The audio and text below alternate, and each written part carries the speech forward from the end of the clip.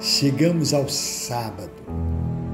Sábado da tristeza, sábado do medo, sábado da insegurança, do pavor, sábado dos questionamentos. Jesus morreu. Olha que coisa interessante. Um sábado que começa escuro no coração de todos aqueles que geraram esperança em Jesus. Um sábado de dor, um sábado de lamentação, um sábado de lágrimas. Durante todo o sábado, Jesus permaneceu sepultado. O seu túmulo, queridos, foi altamente vigiado e vigiado por um destacamento de guardas. Porque, olha, só em Mateus relata essa situação, que os fariseus, no dia seguinte, eles foram procurar Pilatos e disseram a Pilatos: olha, Pilatos, esse que a gente enterrou, esse enganador, ele disse que no terceiro dia ele ia ressuscitar. Então, Pilatos, é melhor mandar verificar, é melhor mandar guardar, é melhor tomar cuidado com o sepulcro dele, vigiar com segurança, porque vai que os seus discípulos vão lá e roubam o seu corpo e dizem ao povo que ele ressuscitou dos mortos. Esse engano será pior do que o primeiro. Então Pilatos olhou para ele e disse que realmente, se eles tivessem uma guarda, eles pudessem ir lá e guardassem com segurança aquele lugar. E aí o verso 66 do capítulo 27, o último versículo, diz que eles então mantiveram o sepulcro seguro, lacrado a pedra e deixando ali a guarda. Olha que coisa interessante. O sábado foi um sábado de choro, de lágrimas, mas um sábado também de inquietação no coração dos algozes, do coração daqueles que mataram a Cristo na cruz, daqueles que crucificaram Jesus Cristo. Lembra, em um dado momento, que Pilatos lava as mãos e diz assim: olha, eu sou inocente do sangue desse homem, esse não é mais o meu problema. E todo mundo disse: o sangue dele caia sobre nós e sobre os nossos filhos. Olha que coisa terrível. Mas esse sábado é um sábado de silêncios, é um sábado de reflexão, onde as pessoas ali começaram a pensar, começaram a vislumbrar, geraram no coração uma tristeza, uma dor. Jesus morreu. O Messias, aquele ao qual a gente esperou.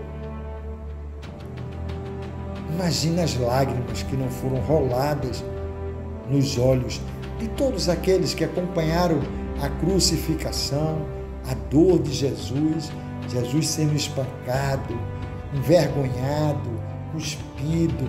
Ele apanhou tanto que a própria palavra de Deus lá em Isaías capítulo 53 diz que ele não tinha forma, o seu rosto não tinha forma alguma. Então imagina, ele ficou deformado. Gente, que terrível não foi para o coração de todos aqueles que acompanharam, inclusive a sua mãe, que ali estava próxima a ele todos os momentos, até na crucificação. Ela se encontrou ali aos pés da cruz. Mas algo interessante eu queria trazer para você. Já como é um sábado de silêncio, eu queria trazer para você as últimas 7 frases de Jesus, os últimos momentos de Jesus na cruz. O que ele falou e o que ele falou a gente pode trazer para o nosso coração. Algo interessante para a gente pensar e refletir. A primeira coisa que eu quero dizer para vocês, vamos pensar na sua primeira frase. A primeira frase de Jesus. Ele disse: Pai, perdoa-os, porque eles não sabem o que fazem. Essa frase se encontra lá em Lucas, capítulo 23, verso 34. Essa foi a primeira frase. E ela foi gerada no coração de Jesus como uma oração ao Pai. Lembrando da ignorância daqueles homens, os soldados romanos e a multidão que o acusava. Jesus, ele diz: Pai, perdoa-os, porque eles não sabem o que fazem. É muito interessante a gente pensar nisso. É muito interessante a gente pensar o que passava-se no coração de Jesus e o que ele queria nos ensinar com essa frase: perdoam? Será que você sabe perdoar?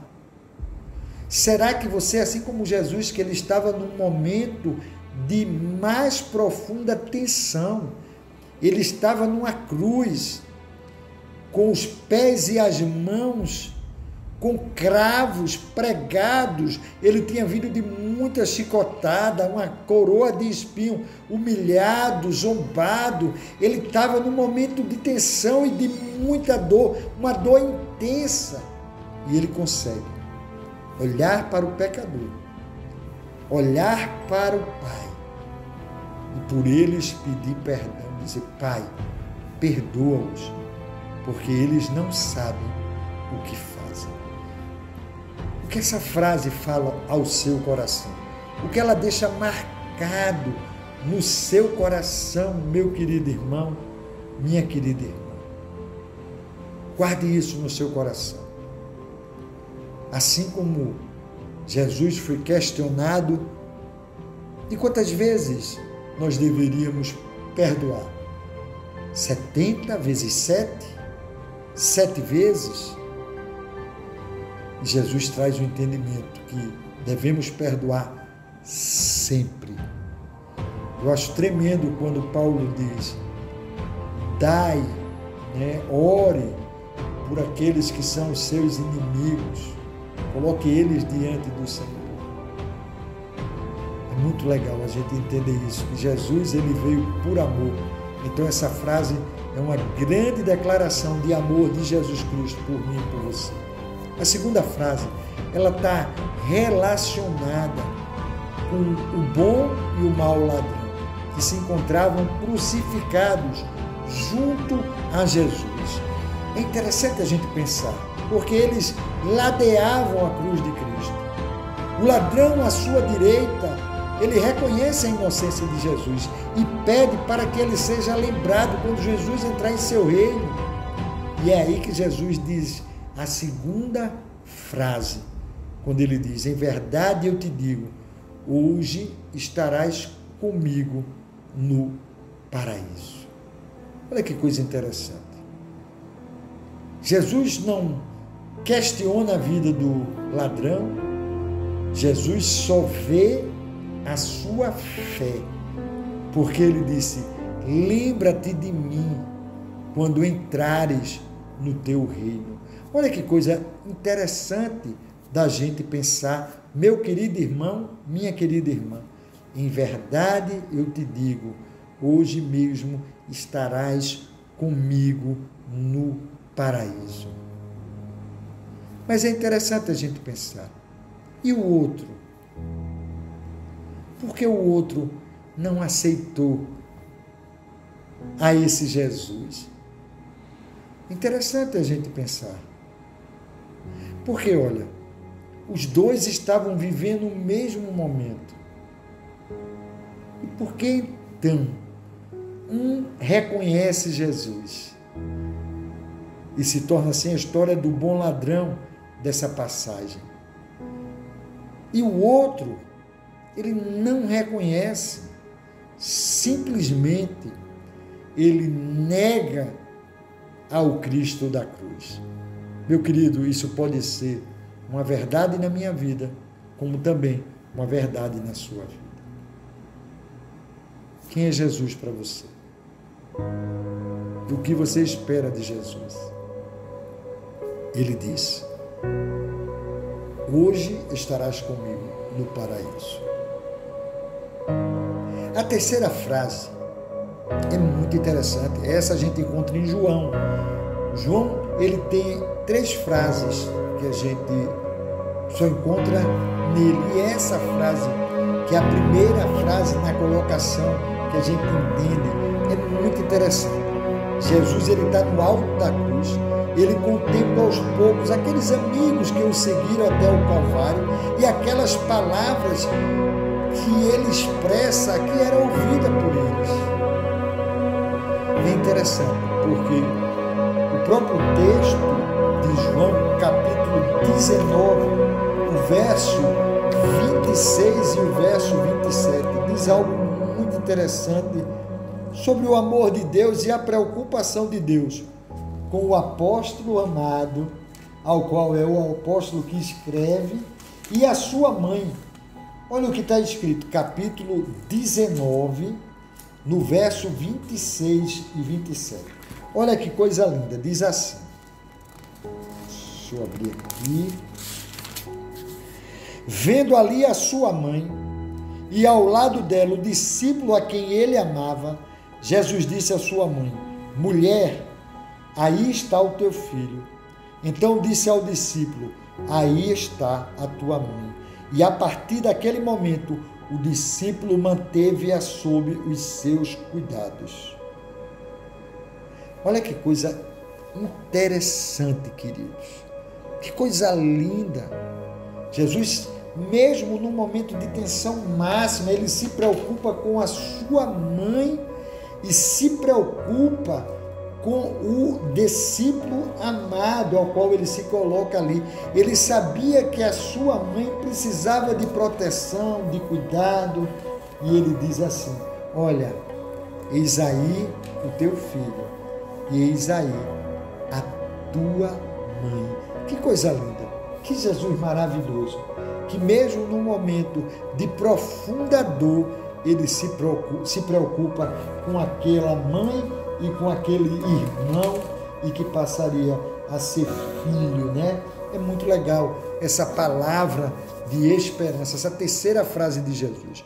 A quarta frase de Jesus, que é a mais conhecida, que ela está lá em Mateus 27, 46 e Marcos 15, 34, que vai falar de algo que trouxe até uma certa dúvida naqueles que ouviam, né? E também essa expressão dita por Jesus é parte do Salmo 22, o verso 1, onde o salmista demonstra o sentimento de abandono em resposta ao silêncio de Deus.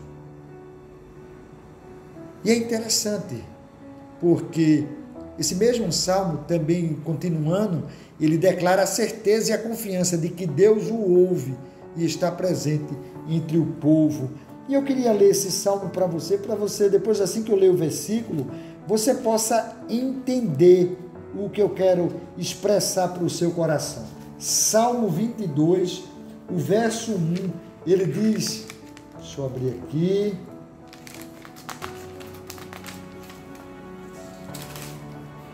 Deus meu, por que me desamparastes? Jesus, ele usa exatamente esse versículo do Salmo. Mas a gente entende porque ele diz assim: por que estás longe de dar-me livramento, longe das palavras do meu clamor? Essas palavras Jesus não disse, essas palavras dão continuidade ao Salmo 22, 1. Ele continua dizendo: meu Deus, eu clamo de dia, mas tu não me ouves, também de noite, mas não encontro o sossego. Contudo, tu és o santo entronizado sobre os louvores de Israel. É interessante porque lá no final desse versículo, desse capítulo 22 do Salmo, nós vamos perceber o cuidado de Deus com aquele ao qual ele repete em Cristo Jesus. Jesus declara que o Pai está distante do seu sofrimento, do sofrimento dos filhos, mas pelo contrário, eu creio que ali ele demonstra total confiança ao Pai. Muitos estudiosos dizem que esse foi, na grande realidade, o momento onde todo o peso do meu e do seu pecado cai sobre Jesus.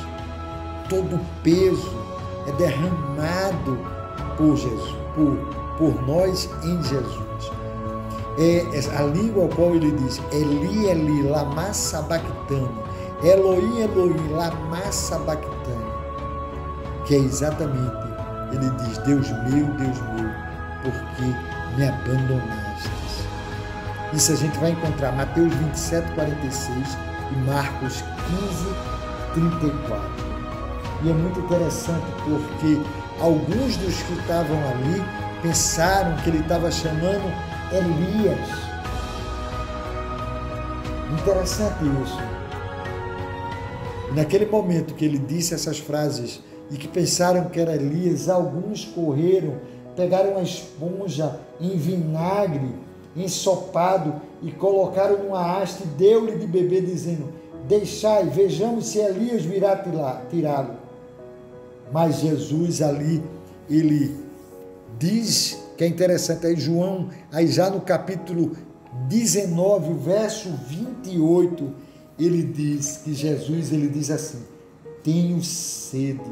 Olha a forma humana de Jesus sendo revelada, de aí traz exatamente para o meu coração e o seu, a certeza de que ele sentiu dores.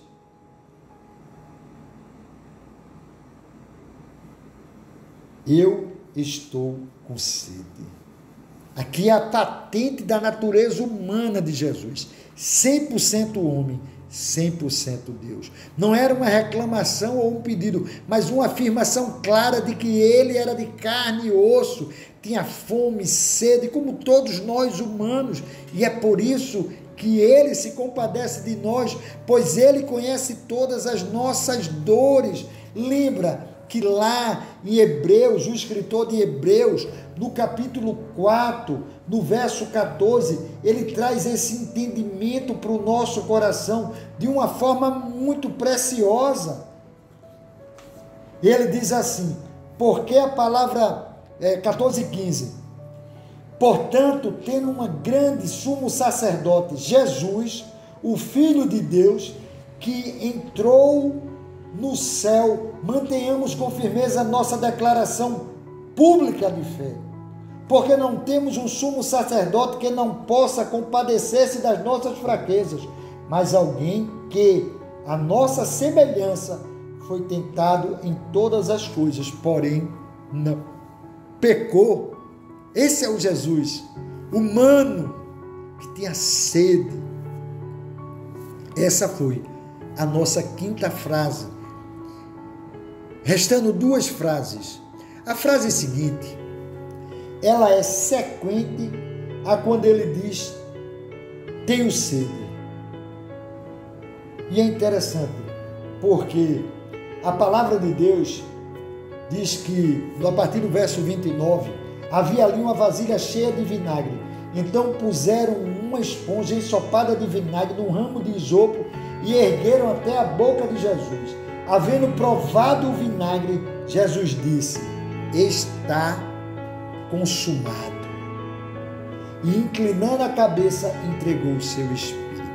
E é interessante porque o evangelista João, né, ele escreve e ele traz, ele é o único que traz essa tanto tenho sede, como também está consumado, como também é ele o único que traz exatamente, mulher, eis aí o seu filho, e eis aí a tua mãe. Então essa frase está consumado, que eu acho fantástica, é o ponto final de tudo, é o pagamento, é quando Jesus diz está consumado, é assim, eu paguei o preço, você não deve mais nada, o débito foi quitado.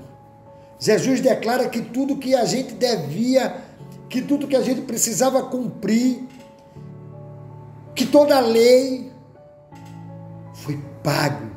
A obra da salvação, ela ali se tornara eficaz por intermédio do sacrifício dele em prol de mim e de você. Você entende isso, querido? Essa palavra está consumada, devia estar impressa no meu coração e no seu, está consumada, eu e você não devemos mais nada, foi pago, o alto preço, o sangue, a morte do Filho de Deus. É quando João 3,16 faz todo sentido. Porque Deus amou o mundo de tal maneira que entregou o seu Filho unigênito, Filho único, para que todo aquele que nele crê não pereça, mas aí tenha a vida eterna. Eu gosto muito, muito de um texto que ele, em João, que vai trazer um entendimento muito legal para o meu coração e para o seu coração. Quando Jesus, ele diz de uma forma muito clara: eu sou a ressurreição e a vida. Aquele que crê em mim, mesmo que morra, viverá eternamente. Você entende isso? Ele fala exatamente no momento que ele travava uma conversa a respeito de Lázaro. E ele diz assim: eu sou a ressurreição e a vida. Quem crê em mim, mesmo que morra, viverá. E todo aquele que vive e crê em mim jamais morrerá. E ele pergunta: você crê nisso? Está consumado, tem tudo a ver com isso, queridos. Você crê nisso, meu irmão? Você crê que Jesus enviou o seu Filho para morrer em seu lugar? E ele morreu a sua morte para que você pudesse viver a sua vida. Está consumado. E a sétima frase, queridos, a última frase, ela se encontra no Evangelho de Lucas, mas também a gente pode perceber que João traz esse entendimento quando ele diz: havendo provado o vinagre, Jesus disse: está consumado. E inclinando a cabeça, entregou o seu espírito. Mas Lucas, ele traz esse mesmo contexto, mas só que ele percebe e traz as palavras que saíram dos lábios de Jesus.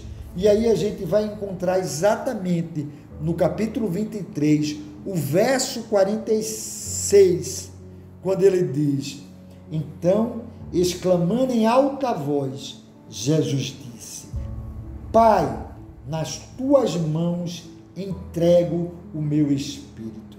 E dizendo isso, expirou. Olha que coisa tremenda, meu querido irmão, minha querida irmã. Pai, em tuas mãos eu entrego o meu espírito. Terminava ali a sua agonia, terminava ali a sua missão. Jesus se abandona aos cuidados do seu Pai. E assim fazendo, ele expira. Olha que coisa tremenda, o filho que diz assim: Pai, cumpri a missão ao qual eu nasci para isso, ao qual eu vivi para isso, e hoje eu morro por ela. Pai, em tuas mãos eu entrego o meu espírito. Como é lindo a gente poder desfrutar de todas essas frases maravilhosas, vertidas na cruz, pronunciadas pelos lábios de Jesus. Pai, perdoa porque eles não sabem o que fazem. Em verdade eu te digo, hoje mesmo estarás comigo no paraíso. Mulher, eis aí o seu filho. Filho, eis aí a tua mãe. Eli, Eli, lama sabachthani. Deus meu, por que me abandonastes? Tenho sede, está consumado. Pai, em tuas mãos entrego o meu espírito. Sábado de silêncio, sábado de reflexão, sábado de trazer ao coração o amor de Deus. Entrega o teu caminho ao Senhor, confia nele, que o mais ele fará. Não tenho dúvida alguma que Jesus reconhecia esse salmo. Entrega, confia, porque ele vai fazer maravilhas na vida de Jesus, como também nas nossas vidas. Deus abençoe. Quem vos fala é o pastor Valença, da live de oração.